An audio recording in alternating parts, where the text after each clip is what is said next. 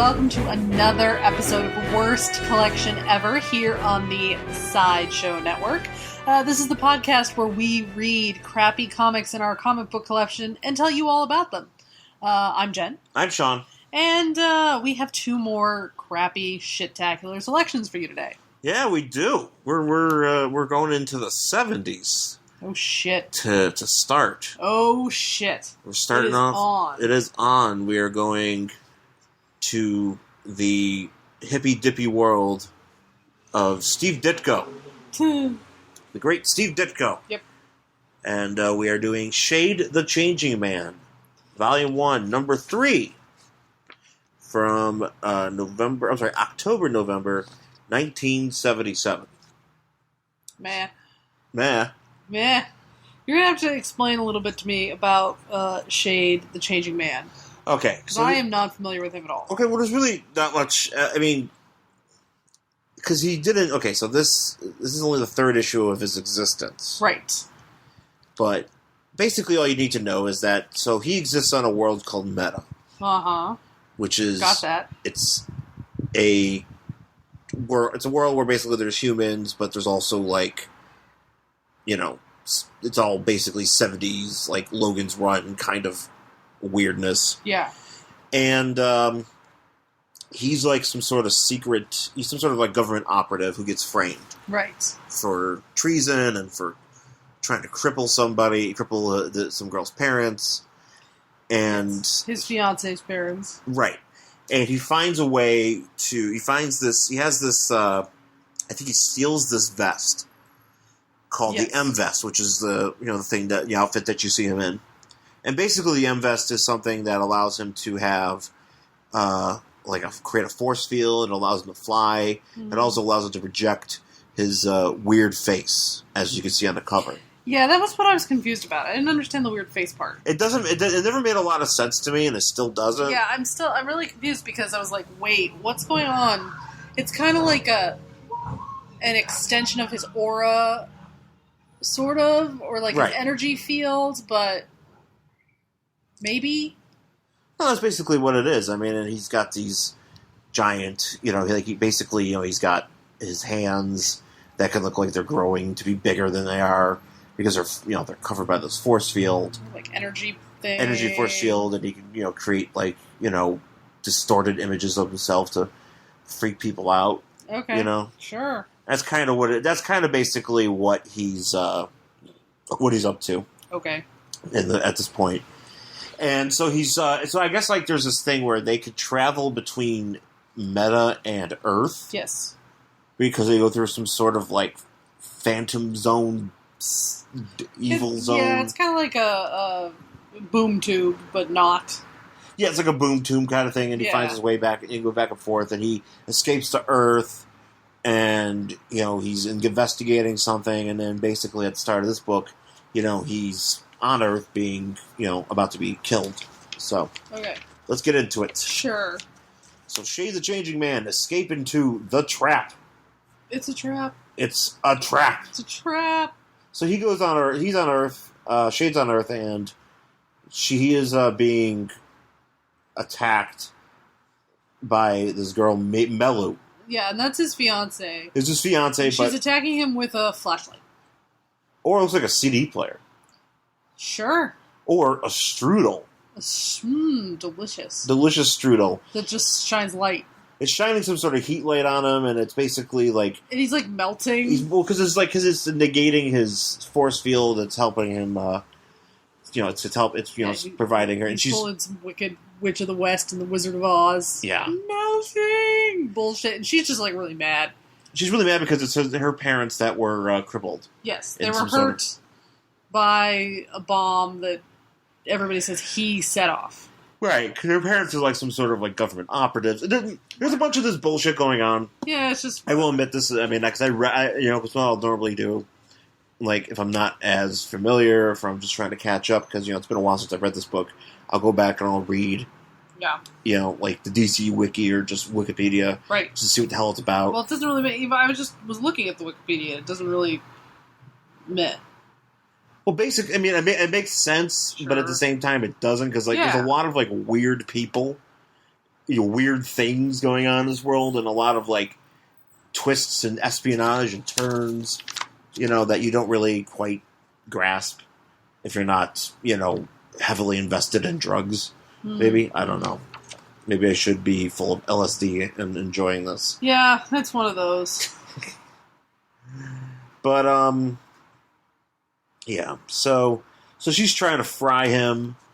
He's, because he's on Earth, and she's trying to fry him, and she's thinking back. It's like, I still remember when we met. Basically, she's. Then we got like a flashback. We got like this giant flashback. Huge flashback, like 2 pages long. No, 3.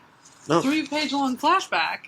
Oh yeah. Yeah, it's like 3 pages long, and like. Because literally, it's like everything they did. It's like we went on a date, and then we went to the store, and then we had some salad, and then that salad was great. And that salad was great. Here, look at us washing the dishes. It's like, all right, enough. Because I guess so. What was happening is she decided she wanted to become like a bodyguard for her parents, right?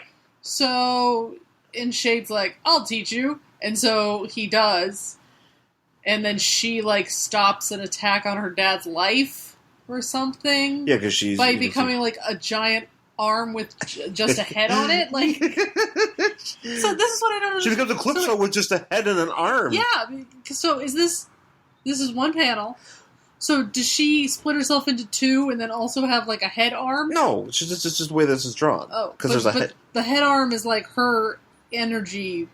Well, this is what I'm confused. This is what I'm confused. Well, this is no. This is okay. But she can do what he can. No, she can't. What the hell? Why is her face half blue? Because it's just the way it's drawn. She's okay. So listen. Okay.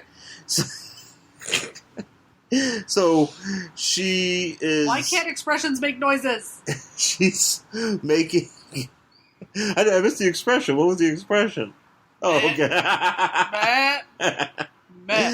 So basically, we go through because again, this is like literally everything they've ever done as a couple. Where he's teaching her stuff, and he's kind of beating her up, and he's like, "Oh no, we got to make it as hard as possible." Right. And her face is shaded a lot. That's just why her face is blue. But no, but like that, her face is actually blue. Because it's in because this is happening in a back alley, right? Well, because that's all right. So here's the lesson that we can learn from DC Comics. If you have parents, never walk through an alley with them. Okay, yeah, exactly. Even if you're not on Earth, any planet. Your parents will get fucked up if you walk with them through an alleyway. Don't ever go in an alley. Yeah, just don't do it. If you want your parents to live. Your parents will go now, alone. If you don't want your parents to live, walk them down an alleyway.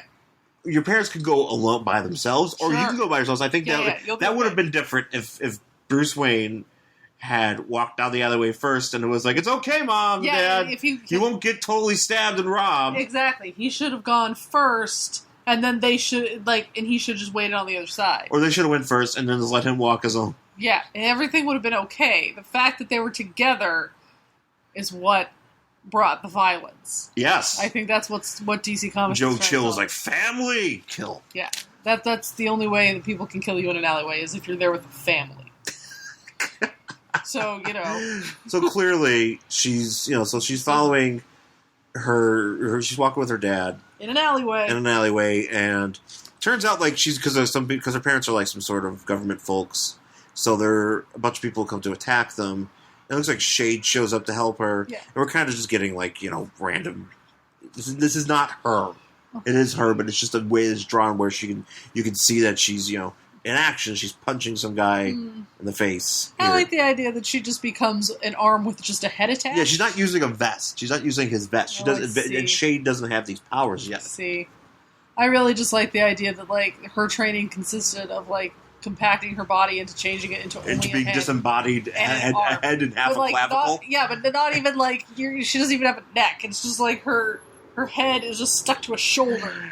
That would actually That's a better fucking comic book than this one. The head and shoulder woman. Mm-hmm. Head and one shoulder. And she's just like an arm that flies through the air and punches. With a head on it. So she falls for Shade. They're getting married. Shade, somebody... Which I don't know, Shade's creepy looking as shit in these panels because he's I don't know. He's like, I don't know, there's just something, it's Well, it's the way Ditko draws him. Yeah. It's just very, Yeah, he's got like a square head. He has a very distinct style, and everybody's kind of very square. Yeah, with like really, really thick eyebrows. He's got he loves his eyebrows. Got kind of like a chin going on. Everybody's got a lot of eyebrows, a lot of shading, a lot of lines. Yeah, a lot of random lines. Yeah, but he kind of looks like he has like. Do you remember Eddie Munster? He has like Eddie Munster hair. Oh yeah, he's Butch Patrick. Yeah. Yeah. Anyways, So they're like, we're gonna get married, and everybody's like, that's awesome! Oh my god, that's so great! And then something happens where somebody in Shade's, Shade's like this, whatever. So he like works for the government too, right? He works for the government too. Everybody's working, and they're like, hey, there's a treason plot that's gonna take over the planet, and he assigns him to work with people, and his wife, or this girl, Mello, finds him lurking outside of her house, and for whatever reason, her house explodes. Yeah, there's like a bomb thing, and like and her parents are injured because they walked down an alleyway with her earlier. Yeah. And so she blames him. She blames him because she found him lurking outside, so she thinks he set the bomb. Yeah. Having no trust at all in him, which it's kind of like, it's like, oh man, I love you, and then she's like... It's kind of weird, because she's just like, hey, you're standing outside my house. Like, he could be there for a number of reasons. Like, he could be coming to see her. Yeah. Because obviously they're engaged, they're going to get married, but like, the minute this bomb goes off, she instantly blames him. Yeah, so she instantly blames him, and then he gets arrested. So he gets arrested, and then the father kind of comes to, his defense. He's like, yeah, he was going to tell me about this treason plot, and whoever is like his superior was like, like, no, that was wrong. No, I never did it. And his wife's like, his fiance is like, yeah, he sucks. And then he gets sentenced. Shay gets sentenced to death. Right. But and then basically here we are. And this is 2.5 pages of describing this backstory. Right. So anyway, if this is only the third issue, then this probably just happened in the last 2 issues. Yeah. Okay. No, we gotta 2.5 pages. Well, I mean, there's this thing though. If you're not reading this regularly, you pick this up at the third issue, and you're like, what the fuck is going on? Why is his face getting big? Why is all this stuff? So yeah. So anyway, basically, he disarms this girl while he's fighting her. Yeah, he throws a rock at her. And it disarms her. And he's like, I'm so sorry. I don't want to hurt you. And she's like, I hate you. You crippled my parents. Yeah. And so he punches her in the face. Punches her in the face with his big hand. And so she's unconscious. He's unconscious, and then I guess there's a bunch of security detail that are trying to go into Earth, between what's called the Zero Zone, which is, what separates Meta and Earth. Yeah. And they're going through, and apparently they run into some flesh-eating monsters. Yeah, that live there. Yeah. And he jumps back through to get back to Meta, and he runs into this altercation and manages to help defeat them. Yeah. These monsters. And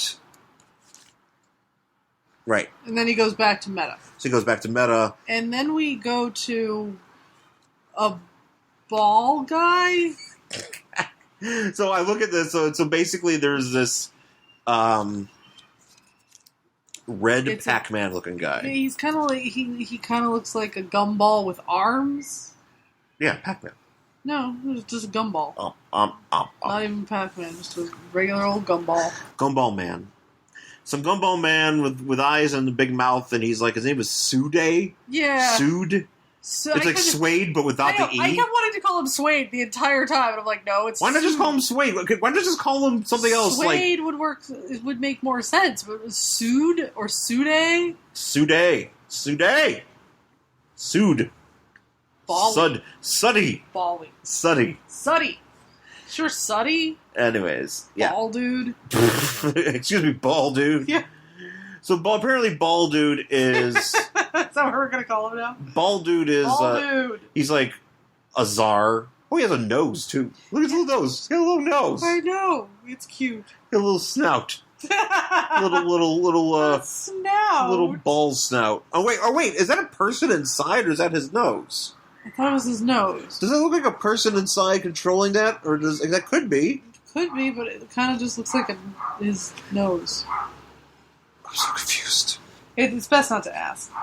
I need answers. And Steve Ditko is hiding, so I can't ask him. Mm-hmm. So he's talking I think it's the Captain Majan, who is the, I think he's one of the... He's like he was Shade's superior officer. Yeah, basically one of the guys that sold him out. Yeah. And he's like, look, you gotta kind of help me out here, because Shade's out there on the loose and he's going to ruin everything. So, you have to like... bounce on him? Bounce.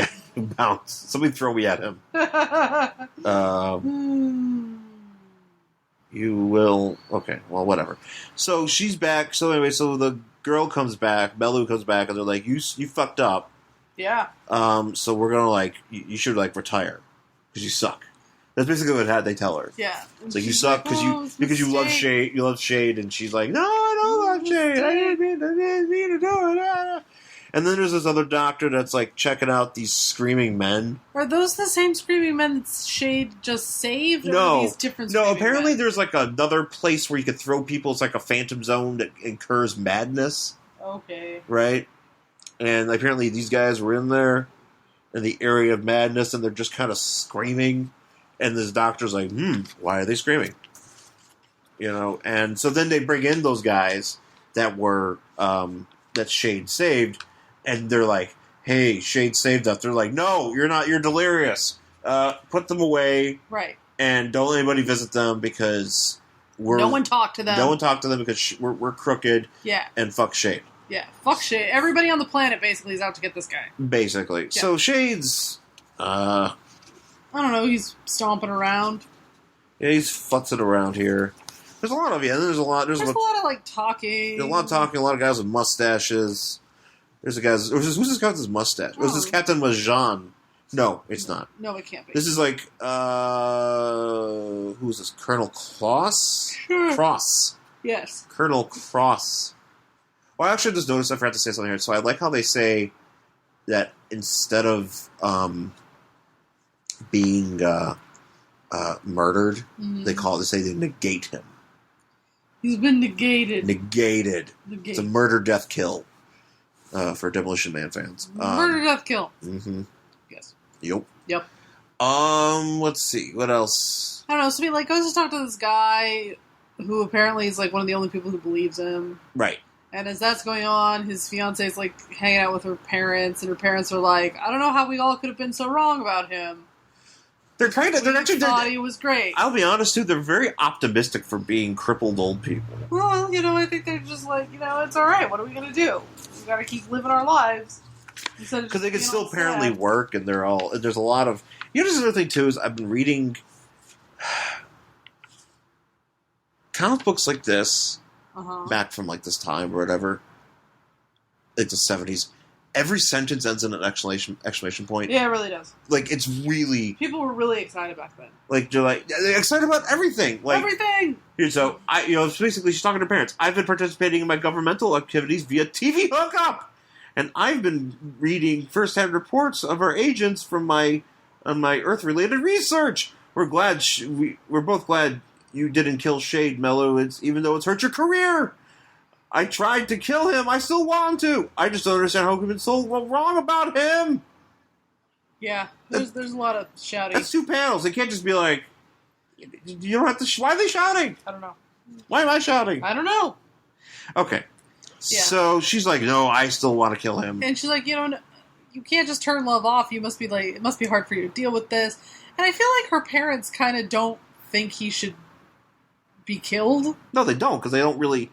I think they sort of feel that he isn't, even though it's proven that he's responsible, or it's been told that he's responsible. Maybe they don't really think he is, right? And I think that they think that their daughter's kind of going a little nuts. Yeah, because she's just like, I have to kill him now, but her parents are still alive, and they seem seemingly upbeat. That's what I said. I was like, so I'm not exactly sure why she's like, vengeance! Like, you're like, well, calm down. It'd be like Bruce. It'd be like a Bruce Wayne if like Martha, if Martha and Thomas were just like, oh, we stubbed her toe, running away from the thing, and he's like, vengeance, bat kill. Well, that's what happened in like remember that Superman Batman one where there's like all those other universes that come right into the little kids, the chibi universe, yeah. And then he's like, well, my parents got pushed. And I'm doing this so my parents will never get pushed again, and no one's parents will ever get pushed.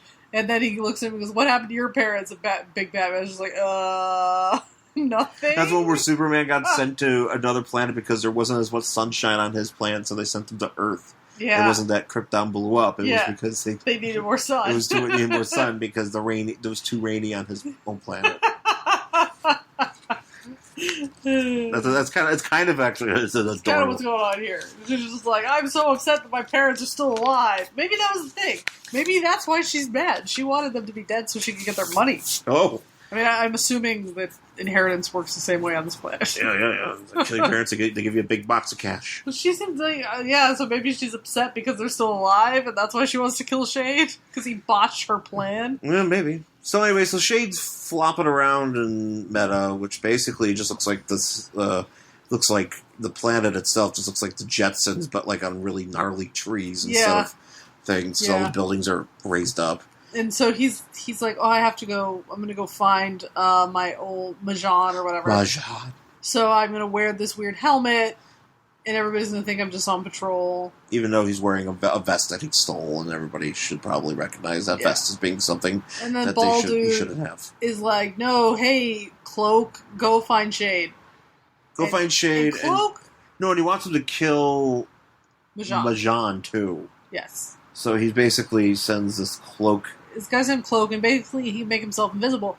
But I don't know if this is his suit or what. He is just like a bunch of fucking ovals stuck together. He's literally just a bunch of like if you were gonna make, like, this guy would be the easiest guy to make out of like construction paper. You know like, when you were a kid, they're like, here, make a skeleton using construction paper and these brads. Yeah.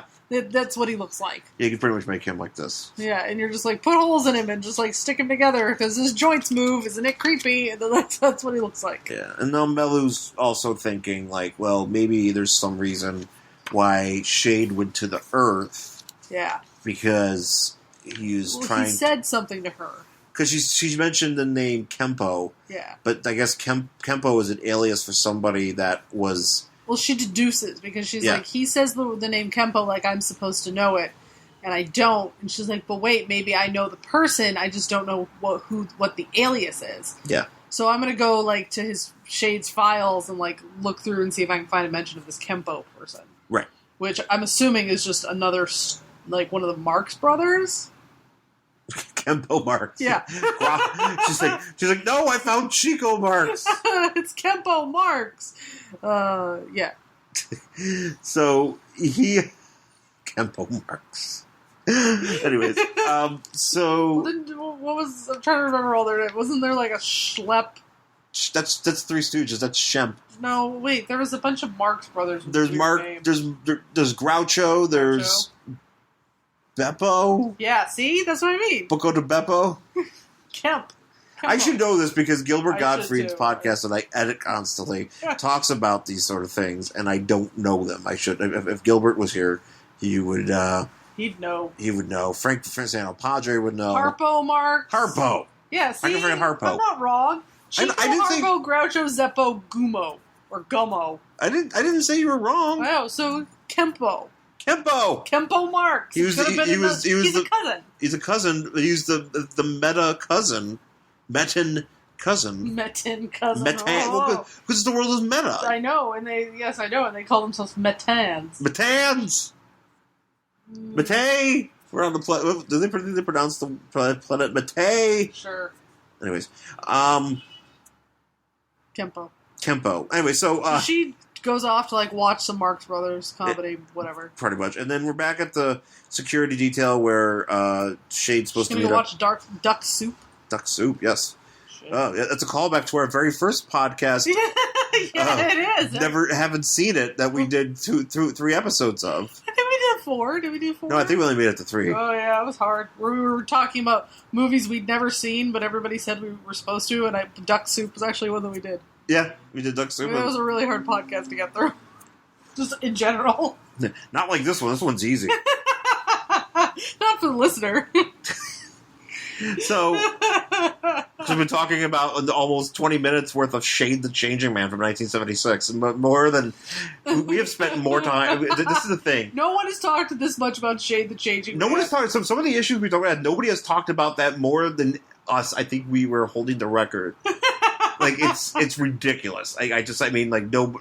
Had in 90 or whenever these books were written, and somebody be like, man, I hope somebody talks about this. Yeah, like this, talks about this more than 20 minutes. It's like, well, we're doing it. Yeah. So, we're making you proud. At least this version of Shade, not like the Vertigo version. Not the Vertigo version or the New 52 version, because he did show up in New 52. Yeah. So, anyways, I'm sure he sucked then too. At least in the New 52. Yeah. So he, so we're back at that security building. Yeah. Or the security building where Shade's supposed to meet with Majan, and he Cloak's in there, and it's funny because Cloak's kind of like, first of all, I don't know what the fuck is going on here. I don't know. That's what I'm trying to figure out. I'm like, is that supposed to be a person? It is like, I'm like, how is he? Like, is he just literally just a bunch of shapes flopping around? Yeah. Like how? I guess it's a person. Like but everybody else looks like a person. Why is he the only one on the planet who's like just a bunch of shapes? So he sees like the security guards walk around. He's like, ha ha! The security guards walking right by me. Ha ha! He's just like laughing. Like this is like. No, but I'm like, your name is Cloak. Like you shouldn't be surprised. Like you should. Why are you spending all this time just thinking about how great? That's all he does is he has thought bubbles. He's a little ridiculous. So Shade flies in, and he's hanging out. He surprises. Let's just jump through this because so his lady friend. She's trying to figure that shit out with Kempo. Yeah, lady friend's watching Duck Soup, and she realizes that Kempo is actually Lieutenant Emp or something, who is Shade's reporting officer, and he's like, wait a second, oh wait, something's going on with that. So she makes a connection. And Cloak shows up in Majan's office, and so does Shade at the same time. Yeah, and Shade's trying to shake this guy down, and Cloak's like, ha, 2 for the price of 1. And he already knows that it's Shade, even though he can't see his face. I don't know. Yeah. And so Cloak starts attacking them. And he has some sort of electro-shocky things. I don't know. Yeah. Yeah. Yeah, some sort of because he wants basically Majan to clear his name, No, Shade's... not Shade doesn't have shocky things. We're talking about Cloak. I know, but I'm saying clear... I'm just explaining, So Shade wants Majan to clear his name on tape, but Cloak is there to kill both of them, so Cloak shoots both of them with some sort of electric charge. Yeah. And it kills Majan. Kills Majan, but Shade, wearing his stupid helmet... Lives. Yeah. And then Cloak leaves for some reason. Well, how the hell is he fighting him? It's just that's the thing. He's like, oh, I can't see you, but I can feel you, which actually this kind of ties into our next comic book too. Oh yeah, surprisingly. And so they fight, and then something happens. What happens here? Where alarm goes off. Oh, is that why he? If no one can see him, why did he leave? I don't know how you can see him here. Well, that's he can't. He says, I can't. I feel you. Isn't that what he says? Anything I can feel, I can hit. Yeah, that's the thing. So he's like, well, I'm going to fight you anyway because I can feel you. So I'm going to hit you. But then the alarm goes off and Cloak's like, oh no, someone might see me even though I'm invisible. And I haven't spoken out loud. And he leaves. Well, he can leave anyways because basically, if somebody shows up and starts shooting, he might get hit. So, yeah. Well, there's also, this is one of my favorite parts up here is this Cloak is thinking, he says, he's protected by a force field, but now that his helmet's off, my electro pads will fry his brain. Isn't that funny? Ha ha ha. It's not that funny, bro. I was like, oh, I don't know if that's funny. But... Why is he thinking that? It's not like he's saying it's funny. He's just running through material in his own head. Yeah, he's working on his act. It's like, this is going to go into my Type 5. I'm going to do my Type 5 about fried brains. All right. Can't wait to get to met an open mic after this at the Medin Chuckle Hut. Medin Chuckle Hut. So, Cloak leaves, and Shade, who has the worst fucking timing. Oh, yeah. Is like, oh no, you're dead. Now I have no evidence. And of course, who walks in to find him crouched over a dead body? But his girlfriend. Yeah. Well, yeah. Who already caught him, she thinks, blowing up her parents. Yeah. And this girl's like, you killed him! You killed this guy! Now you killed my parents! And she really jumps to conclusions. Oh, yeah. She really does. Yeah, so she's not the best at this. So he starts zip-zapping around the building. They're trying to grab him. And, like, all these people are trying to get him. Yeah. And so he's, like, wandering around. And then, like, ball dude is just it's funny because this girl's just like, vengeance! But I don't really know why she wants vengeance. It's still, I'm a little confused. Because now now he's just killing people. And she's like, he's killing everybody. We have to stop him. And then Bally is like, so basically, I don't know, he says, thanks to Shade, our fellow crime czars will be soon back among us because they're thinning out the security. That's right, because he was in the building where all the crime people are. Yeah. And now they're all looking for him because apparently, they only have, the whole police force he's looked for this one guy. Yep. I mean, he's fucking up pretty bad, so understandably. Yeah. But, and we leave with Shade. He's stuck in a tree. Yeah, he's hiding in a pink plant. Pink tree! He's in a Nobody will find me in this pink tree! No. And so he's like, oh no, how am I ever gonna get out of this tree? And that's it. That's it. For Shade the Changing Man number 3 from October-November 1977. Yes. And this actually, the letters page in this comic book is called The Meta Zone. Mysterious Messages to the Meta Zone. Which I think is kind of fun. Meta. Sadly, this does not feature Meta World Peace.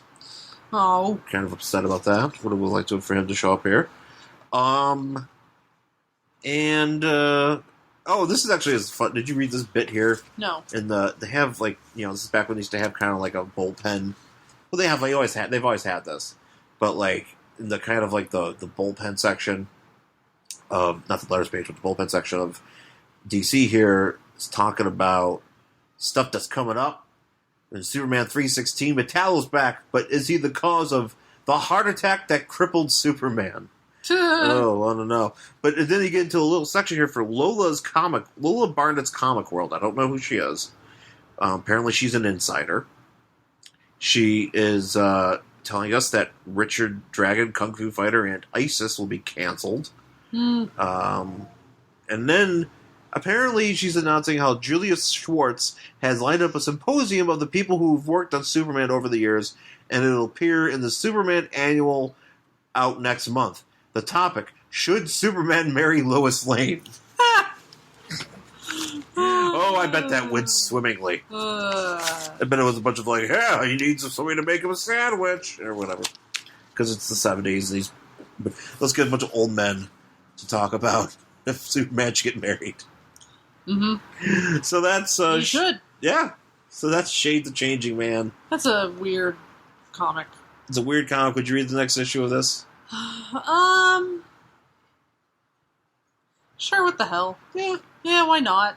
I mean, like I said, I don't really understand what the fuck Shade is all about.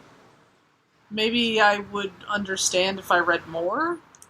Well, the good thing about this series, because I would probably read it too. I might even have it. Actually, I don't think I don't. I think I have the first one and I have this one. But there's only like 6 issues. Yeah, so it's not long. Because this came around the DC time of the DC implosion. So it was kind of like a thing where it was like, you know what? Nobody really cares about this book anyway, so we'll just get rid of it. Right. But and Shade went on to show up on other stuff. So yeah, so I don't know. I'd check it out. Sure. If anything, to know or understand more about his big face. Like I don't, because he doesn't really use that in this. No, he only uses his big hands. He only uses his big force field hands, but he doesn't having the big face. Yeah, and they're like, I'm like, I want to see that actually happen, so people can be like, oh, big face, you know, and see how that actually works. Like I like when I get to see things. Yeah, that's my goal in life. You would see stuff, just anything in general. Oh, look at that, a blue car. That dog has a puffy tail.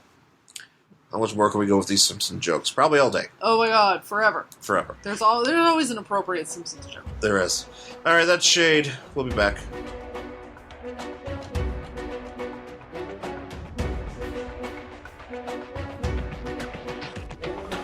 Okay, we're back here on Worst Collection Ever, here on Sideshow Network.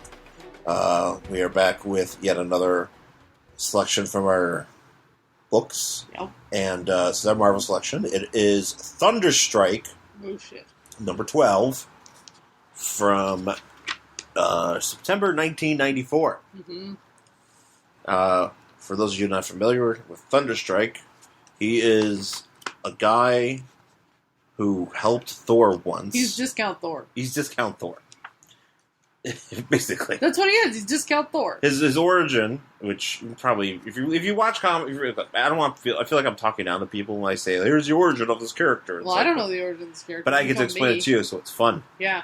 Tell me about it. Because can I guess? Go. Thor took a shit. And it fell down from Asgard, and it hit that guy in the face. And it gave him knockoff Thor powers. How close am I?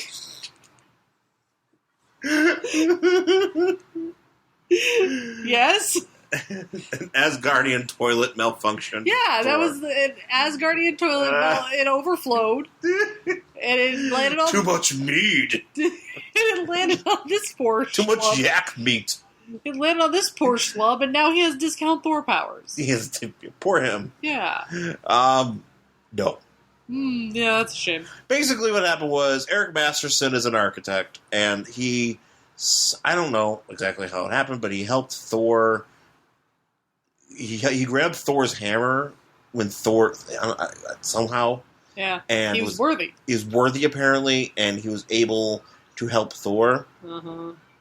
And he got injured during this, so Thor said, hey, can I merge with this guy to make sure he lives?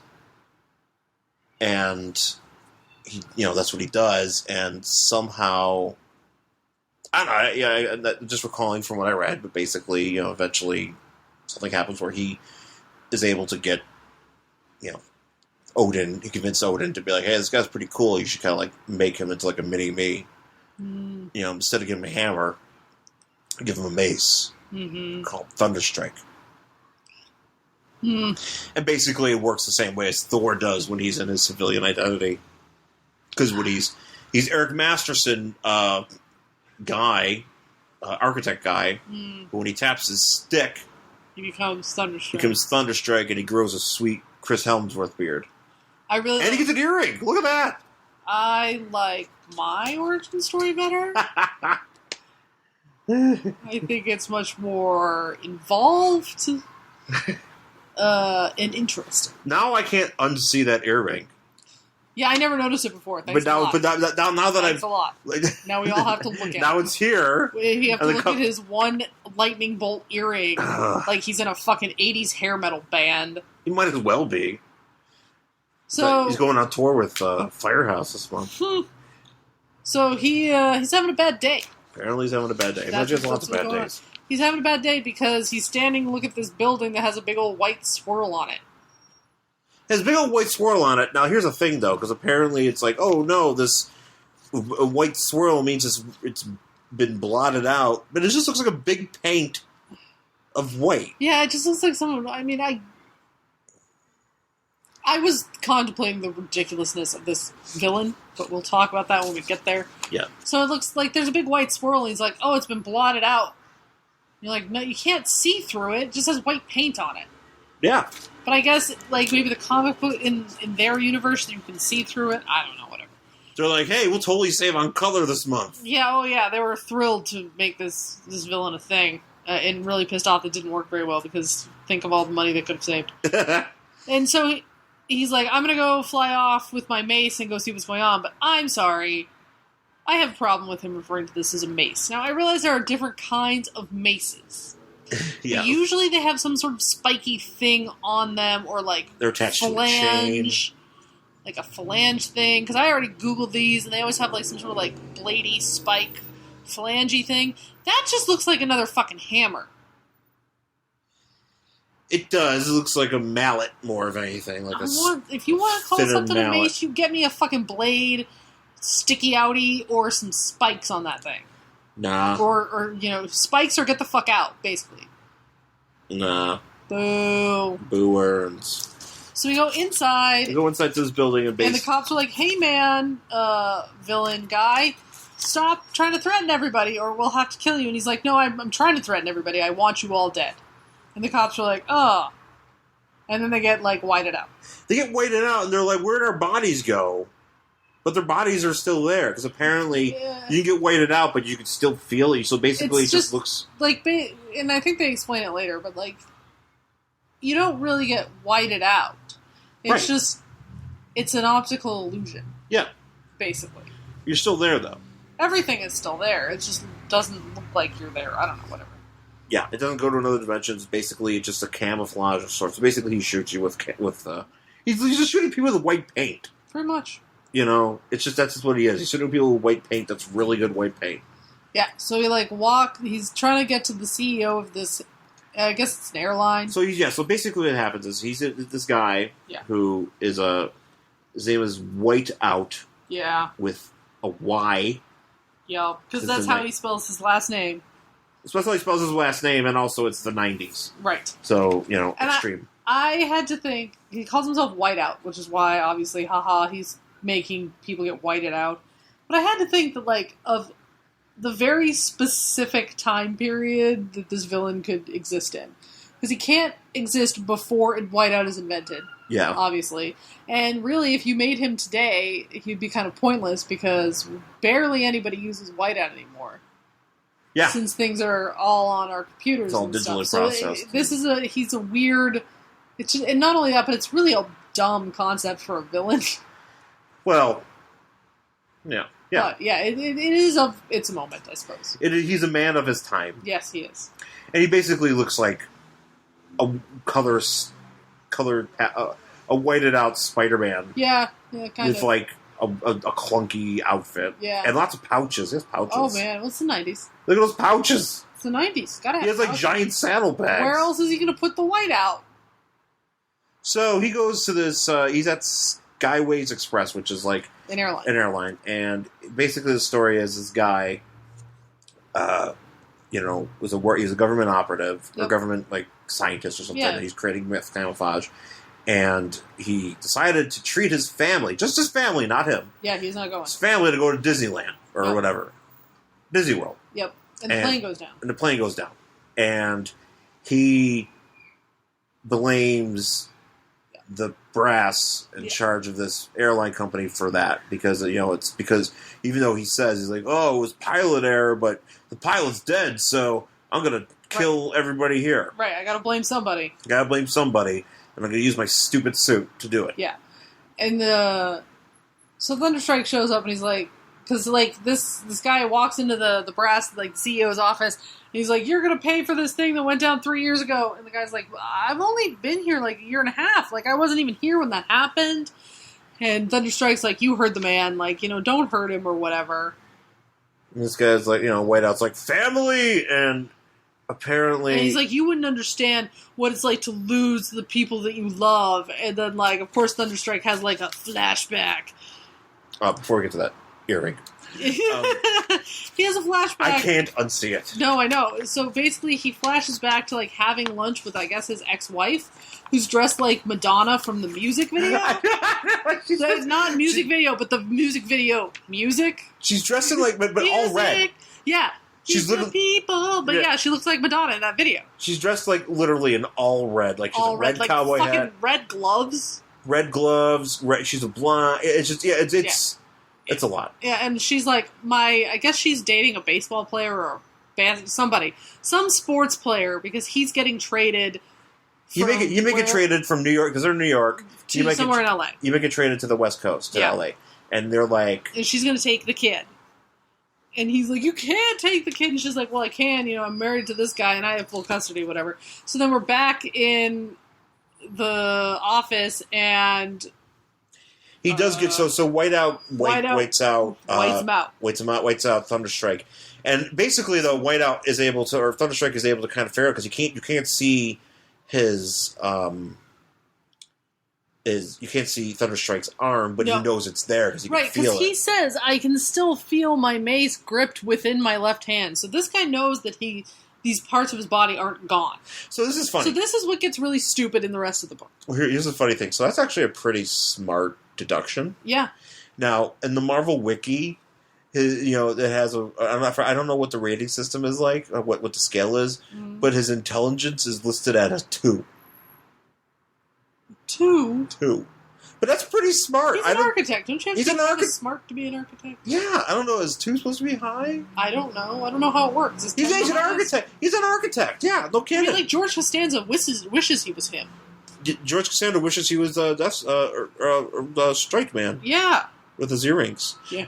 So anyway, that'd be great. Why doesn't George Costanza have one of those earrings? If he just that would have made Seinfeld just a completely different show. Wasn't that an episode where did they never do an episode where somebody just showed up with an earring and they're like, "You got an earring? Why'd you got an earring?" Jerry, I don't know. I got an earring. Hello, Jerry. You have an earring. Yeah, like that was my one man Seinfeld show. That was great, man. It was really, really good. I don't know how to do Elaine. Oh, he's earring worthy. There we go. There's Elaine. Oh, fun fact about that Sponge-worthy episode, because as you know, I reviewed the Gilmore Girls. It has Bob Odenkirk in it, yes. Besides that, the Sponge-worthy, where she's trying to decide if that one guy is Sponge-worthy, is actually the guy who plays Luke on Gilmore Girls. Who? But Bob Odenkirk? No.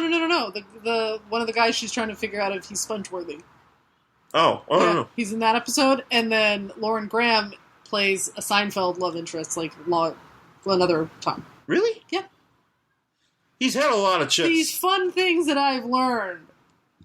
Gilmore Girls. Well, how about that? Yeah, anyway, so he gets whited out, and so he's like, I'm going to punch this guy in the face. So he does. He tries to jump through, he misses. Oh, he misses. And falls through a building. Well, that's what happens when you have a big fucking hammer that leads you everywhere. Oh, there's the earring again! I did not notice it. Oh, God, it's everywhere. So he, puts a big fucking crater in the pavement. Because he's got a big, dense body like Thor. Yeah, he's dense. He probably puts grooves into furniture when he sits on them. That's a problem I have. And he's just very dense. And so he's saved from getting, a car, a big old truck almost runs him over. And he's saved by a pink robot lady. Her name is Stellaris. And she's like, "Hey, Blondie." She calls him Blondie. And she's got these, ridiculous, bolt-on tits. I know. I like that the armor has to have... It has to have tits. Perky breasts. Horrible tits, too. Because, Because does she fit each breast in there? That's what I'm trying to figure out. How do you do that? Is it like putting your boobs into an ice cube tray? Like indents and just shove, shove. My breast is not fully into this ice cube tray. Yeah, how does that even work? I bet it's sweaty in there. And what if your cup size is much bigger than the armor? Oh, it's probably very uncomfortable. Yeah, that would be a pain. Anyway, she helps him out. She's like, "Oh yeah, I saw that guy in the white suit fly away." He's like, "Why didn't you stop him?" And he's like, "Well, because I didn't want you to get run over by this car." And he's like, "Oh well, that's a good point." It wouldn't matter though, because the car would have just derailed on his face anyways. I was gonna say, he's not gonna die. So she's like, "All right." He already fell from the fucking sky. Yeah, and he lived. He fell at least 35 stories. Yeah, and he's fine. Yeah. So that little trailer truck wouldn't have hurt him at all. And so she's like, "Okay, well, I'm out. Bye." And that's it. She just flies away. And as she's flying away, Blood Axe. This guy's name is Blood Axe. Yeah, Blood Axe is pretty sweet. Blood Axe is pretty sweet. And there's actually a secret about this person. Yeah. I could reveal later on. All right, well, later on. So Blood Axe is watching this whole thing go down, and so he goes back home, and he goes back to his apartment where he lives with his lawyer. Yes. Yeah, he's a lawyer / buddy. She's roommate. A lawyer. He's a blonde. She's a black woman lawyer. He's a white blonde architect. And they're looking for a third roommate. Third roommate. Yeah. And he's kvetching about his kid. His kid. He's like, my son! And she's like, well, as your lawyer, I'll, like, look at the papers. Because, she's like, the trial might not happen, Like, this is just a possibility. Especially, apparently this guy did really shitty last year, too. Sports! Oh, whatever. Yeah, trying to reason with sports, which is like, yeah, all right, just get up, whatever. Yeah, so she's like, okay, I gotta go to, dinner with so-and-so, but I'll be back later. And he's like, he's just kind of he's stressed out. Yeah. And he's like, you know what? I'm going to call this girl that I think I like. And see if she wants to go out with me. And she doesn't because she's watching the Flintstones. This which is fantastic. Yeah. I love this. And she ices him. Well, there's a reason why. Yeah. I know why. Okay. Unfortunately, it has nothing to do with her wanting to watch the Flintstones. Well, but that's what it should be. But that's what you would infer that as. Yeah, because she's watching the Flintstones. A color palette swapped Flintstones, by the way, because for some reason Fred, instead of having an orange outfit, yellow. He's banana yellow, and Barney is orange. Barney is orange. Yeah. And it's just like, for some reason, it's just a random Flintstones. I always thought my dad kind of looks like Fred Flintstone. It does. Yeah. So, yeah, but, like, I like to think that there was, like, a really great Flintstones marathon on, and she's, like, a huge Flintstones fangirl. She's like, yabba dabba, no. Yeah, so she's like, can't go out, bro. Yeah, so she was like, it's like, because she called you. Her kitchen is, like, a bird garbage disposal who's thinking, like, it's a living. Not getting laid tonight. But, yeah, she's like, I already have plans, maybe I'll give you a call, which, ouch, because girls never call guys. Unless if, like, they're actually, like... I've called guys. The rare instance. I've called guys. When to call them on a date, to be like, if you were in a situation where a guy called you and you're like, hey, I got plans, but I'll call you next week, would you actually call that guy back? I would text him. Okay, but say, this is before, it's the 90s. Oh, yeah. Well, no, probably. If I said I'll call you, like, later and I actually really like that guy... and I wanted to, like, connect, and I told him I'd call, I would call.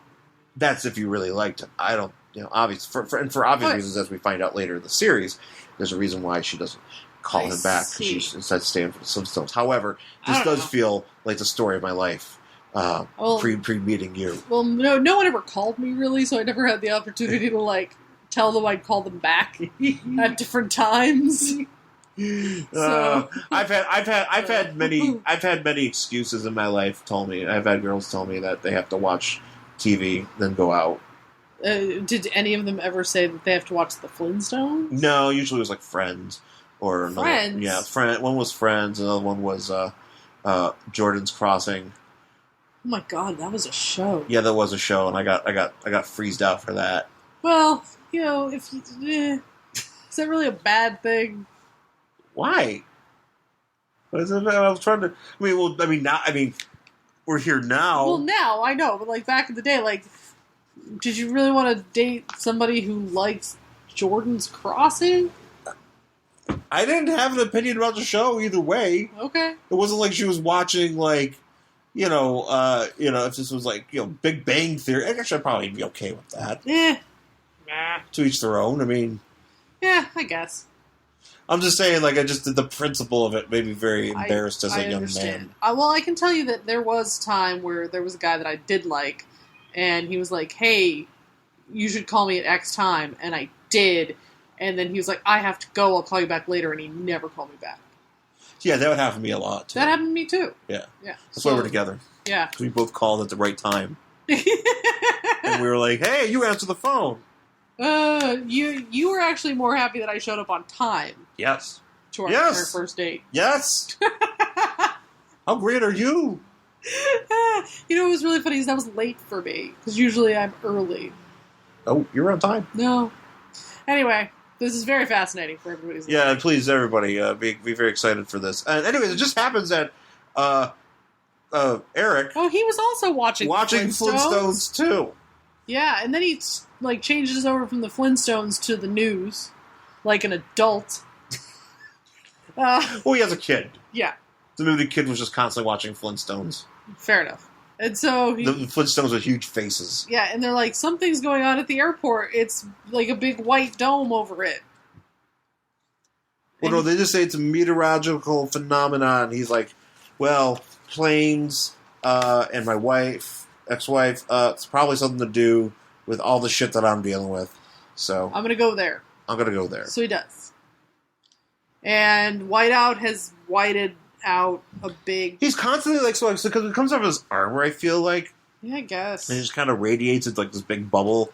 And it's like this big white shroud that's kind of just like keeping everything out of existence. I guess, yeah. And, yeah. Wouldn't if there was nothing, wouldn't it just be black?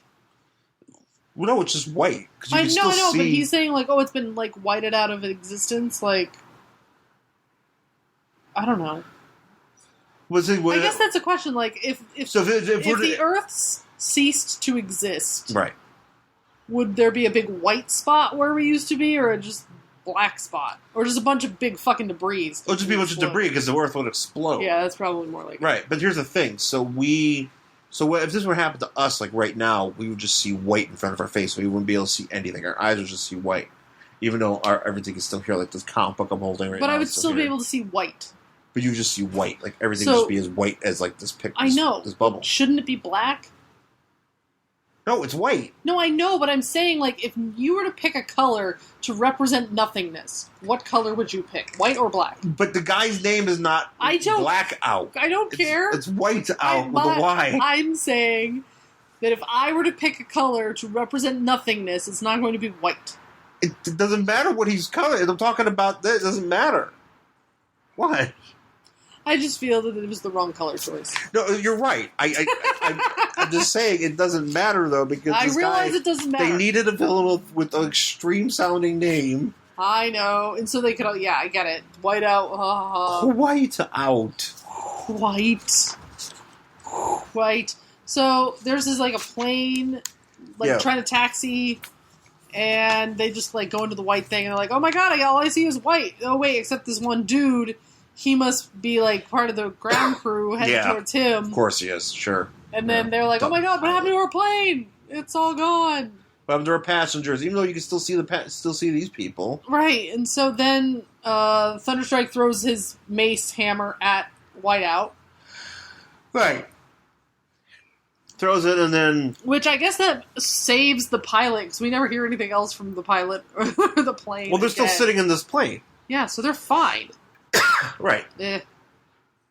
But so he's so he throws like flash bombs and then his ex-wife, with her Madonna. Yeah, she does look like Madonna, actually. She looks like Madonna. She looks just like Madonna. Yep. But just all red.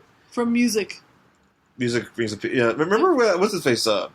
Sacha Baron Cohen's in that video? Yes, he is. He's their limo driver. Is Ali G is their limo driver? Yep. Yeah. Man, that was a thing. Those are good times back then. Yep.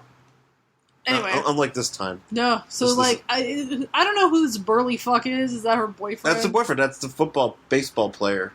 Baseball guy? He's Mark Gastineau from the New York Jets. Okay. He's just He's got a mullet, and he's burly. He is a football player, so he has a football on his arm. I see. There's a football on his jacket. And so... I haven't been looking for his earring. Oh, well, good. Stop looking for his stupid earring. It upsets you when you see it. So... Oh, it'll come back, don't worry.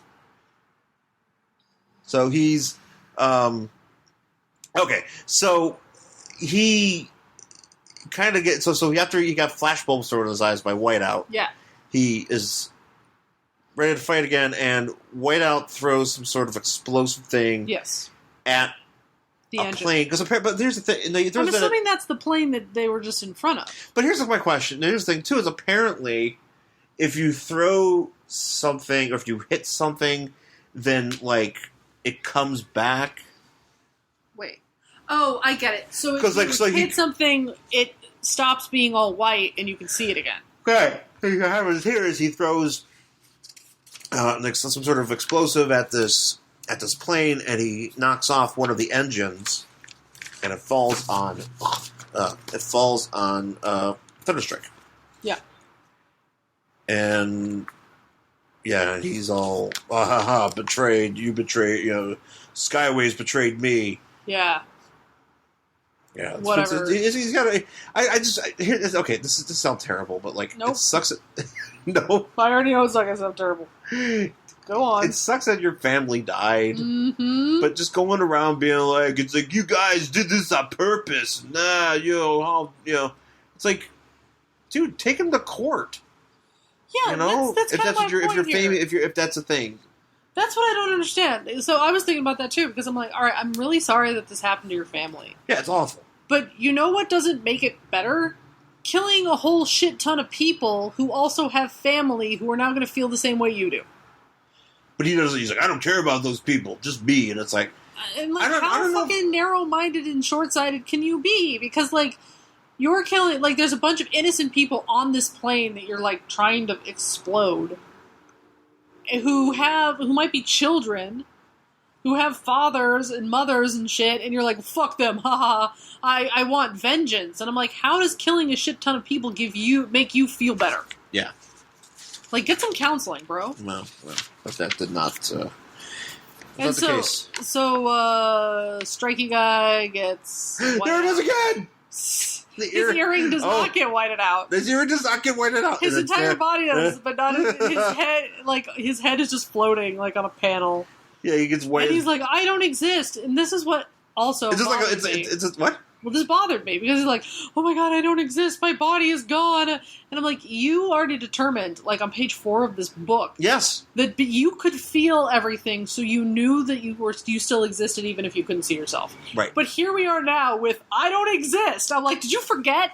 Did you fucking forget what happened last time you fought this guy? Maybe it is appropriate that his intelligence is only 2. Yeah. Because this guy's an idiot. And then he, like, falls down, or at least his head falls. Well, his body falls. Right. And so that's the thing. He's like, oh, it's just an optical illusion. I have to reorient myself. And I'm like, so you standing on the ground, feet on the ground, which you can still feel, you still couldn't fucking tell that the ground was below you. Right. And the sky was above you. You had to fall to the ground and go, okay, this is down. If I lay on my back and point my stupid hammer thing up in the air, I can... like, stop his powers with my magical hammer mace thing. Right. This guy's dumb. Oh, okay, yeah. No, Right, yeah. So, intelligence 2, yes. The stupidest architect. The stupidest That'd be a great miniseries. Marvel's The Stupidest Architect. The stupidest architect, Could that be like Simon Pegg doing that? It's like, I forgot about this. I'm just... I'm dumb! Anyways, so he uses his mace to call upon some lightning. To Pawakapoom. Pawakapoom! And yeah, so he lightnings it. Lightnings up this dome of whiteness. It shorts out Whiteout's deal. Yeah. He Whiteout goes to shoot him with his stun gun, Which he smashes. Which leads to my favorite panel of the book. Oh. You want to read that? Yeah, so he smashes the panel, and then Thunderstrike says, please stop threatening me. I'm tired of smashing things. And I'm like, yeah, same. That's how I feel. And his earrings flapping in the wind. Yeah, his earring, like, flappy flies. I can't unsee it. I know, it's kind of like the Misfits from Gem and the Holograms would really like that. Yes. It's like a lightning bolt. Oh, you can even see it here! He gives this guy a speech, like a rousing speech here, as poor Whiteout is all like curled up in a ball. He's like, I lost my job, I lost a family, I can't concentrate on my career now because I'm distraught, I'm sad. Because I need to see a fucking counselor, but instead I decided to kill a bunch of people. I'm cool. Anyway, continue. And Mr. Thunderstrike is like, no one said life is easy, and he's basically giving it's like the speech from Rocky IV. Yeah. If you can change, I can change, we can all change, whatever. Yeah. So they just kind of... He's like, and I guess it says, like, there's a little box there that says, like, oh, he looked up. He was going to give, he looked. The guy looks up, and you could see that there's some compassion or whatever. There's hope in his eyes, like he thinks like things will get better. Find a way to, I like that's the Strikey is like, no one ever said life was easy, and it certainly isn't fair, but you owe it to yourself and the memory of your family to find the way to live the fullest life you can. Yeah.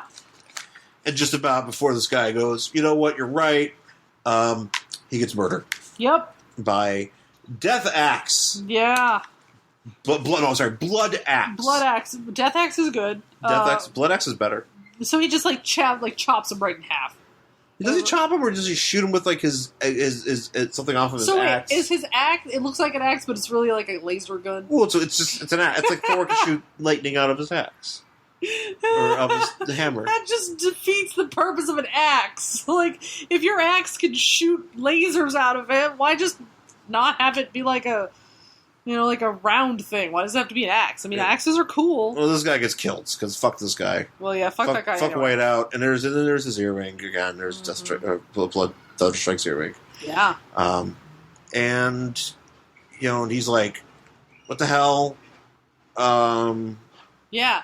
What the hell, Blood Axe? And he calls. This was my favorite thing because he calls him a cancer. He says, "Blood Axe, you're a cancer," and I would have to say that when you had cancer, that had the mask in your chest come back looking like Blood Axe, that would have been kind of fucking cool. It was a skull? Yeah, well, no, if it was just like a dude holding a big old fucking axe with like spikes on his shoulders, we'd be like, well, that's actually kind of awesome. How horrible, but how awesome would it have been if I would have gotten like scans and they're like, okay, this is what your mask looks like, and it looks like a fucking skull. No, not just a skull, but like a dude wearing like skull knee pads. No, I understand, but I'm saying just in general, if it was a skull, that would have been terrifying. It would have been terrifying. Or maybe it really would have been the conjoined twin, because that's what I was cheering for.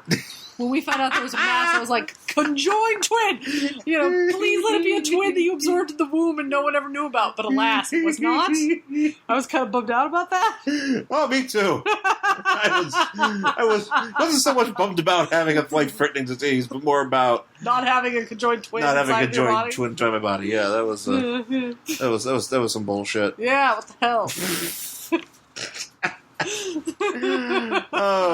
Anyway. So he's like, I'm going to fight you, Blood Axe. That was very awkward of you to bring that up, but I appreciate it. I'm sorry. Well, yeah, I just was like, hey, what if all cancer looked like Blood Axe?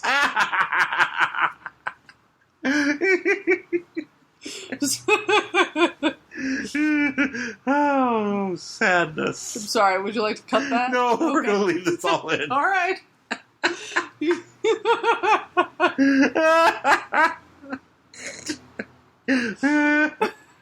I shouldn't be laughing so much, but it feels good. Well, it's gallows humor. It's what? Gallows humor. Who's gallows? No, it's called gallows humor. It's when you joke about things that are sad and depressing and stuff. I think that's in my entire au revoir. Well, yeah, that's all. A lot of people do it, but. Anyways, so he's like, I'm gonna fight you, and he like goes to jump on him, but for some reason, like Blood Axe has like a portal thing, and he phases away, and he just disappears. Yeah, so that's it for Blood Axe. Yeah, and then we go back to the apartment. Oh yeah, because he's got to meet like the new roommate, right? And his lawyer woman. She's like, oh hey, we're with the highest '90s pants ever. Oh yeah, she got mom jeans. Mom jeans. I think it's Michelle Obama. It's Michelle Obama wearing mom jeans. Yeah, this was the '90s. It could be her. Sure, I think it's her. Yeah, she was in a comic book for a while. Obama. Did your wife was in a comic book? Yes. I didn't know. And she says something like, like she gives him kind of the same version of the speech that he gave to Whiteout. And he's like, that sounds familiar. I suspect that you're Blood Axe or whatever. And then she's... Oh, I didn't notice that. Yeah. He's like, that sounds too familiar. And then she's like, oh, don't worry about it. He's like, where have you been? She's like, what are you, my mother? Don't worry about it. Here, I'm going to get the phone, the door. And he's like, oh, I must be so tired. I'm assuming that this, everybody's against me. Where I'm assuming she's Blood Axe at this point. And so the door opens... And who should walk in is their new roommate, but Bike Shorts McGee. That's her name. Or... Stellaris. Yeah, and she's just not wearing armor this time. She's literally wearing bike shorts and a fucking sports bra. She's dressed like, so gloves, 90s. Gloves with no fingers. For no reason. Gloves for no reason. Yeah. Like, she's dressed like... And she's like magenta. Yeah. Color. Her clothes are all magenta. Yeah. And, why does his shirt have a big fly on the back of it? Because he's wearing a shirt that says Dead Fly Studio. Oh. Just wearing somebody paid to get their their production company in there, and he's like, sweet shirt, I won it at a trivia contest. So he wore it. So there you go. That's the end of this book. Yeah, that's it for Thunderstrike. So you want me to tell me who Blood X is? Yeah. So it's the girl that was watching the Flintstones. Oh, so it's not his roommate. No, apparently it's not. But you're supposed to. There's little hints that are being dropped here and there about who it might be. I see. And eventually, there's a big convoluted story as to why it's this woman. That woman. I don't even understand it. I've read it, and I read it before we got here, and I still don't get it. Okay, whatever. So but that's who it is. Okay, great. Nobody cares. Nobody cares. No. Literally nobody cares. Nobody cares. So would you read... What's the issue number on this again? Thunderstrike number 12. From 1994? September 1994. Okay. So would you read the next Thunderstrike and his earring? I may, because... You have it? No, I don't. Yet. But... Yet.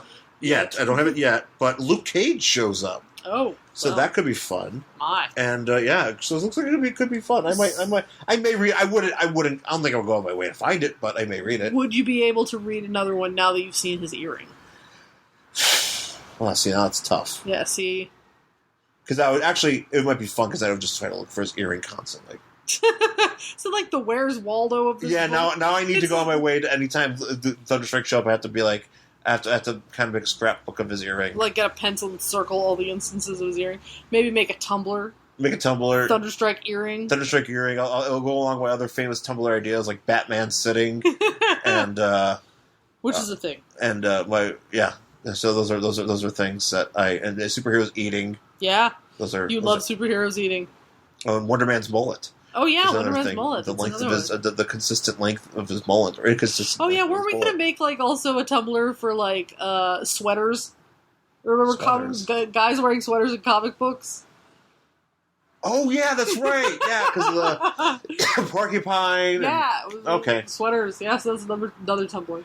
So that's it for the show. This show, actually, I've been noticing this show has been going much longer than I anticipate. I don't know if that's a bad thing or a good thing, but you guys seem to no, but I think people seem to enjoy it. I think people seem to enjoy it. Actually, what are we, just over an hour? If you keep it just over an hour, people enjoy it because it gives you a good time to ride it to work. You know, when you're at work and you're not changing through things. So we hope you guys are digging it. You hope you guys are digging us getting into some minutia stuff, and really, it's a lot of fun. Yeah. We do it every week for you guys, and we do it for us too because we have so many shitty comics, and it's fun. And we will be doing it live. Oh, yes, we will. At the Los Angeles Kamikaze event. Yes. Stan Lee's Kamikaze. Stan Lee's Kamikaze going on this Halloween weekend at the LA Convention Center. We can finally announce the where and when of our panel. So we will be doing a live panel on Sunday, November 1st at 10 a.m. Yep.